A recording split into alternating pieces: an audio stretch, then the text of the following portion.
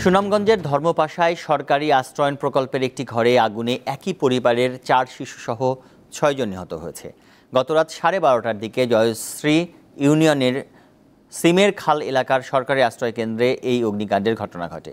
এ সময় ওই পরিবারের বসত ঘরের দরজা জানালা ভেতর থেকে বন্ধ ছিল। নিহতরা হলেন এমারুল ও তার স্ত্রী পলি আক্তার এবং তাদের 4 শিশু সন্তান পলাশ, ফরহাদ, ফাতেমা ও ওমর ফারুক।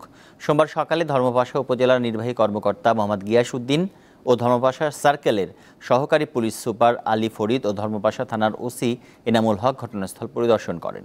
ধর্মপাশা উপজেলা নির্বাহী কর্মকর্তা জানিয়েছেন, আগুন কিভাবে লেগেছে তদন্ত করে দেখা হচ্ছে। আশপাশের ঘরে আগুন লাগেনি।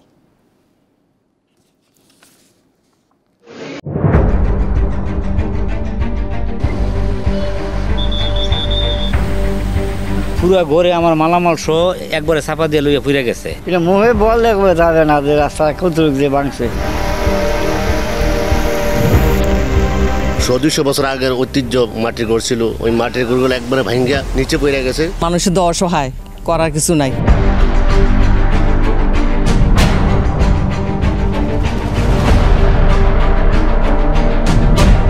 দীপ্ত সংবাদ, সবার আগে, জনস্বার্থ।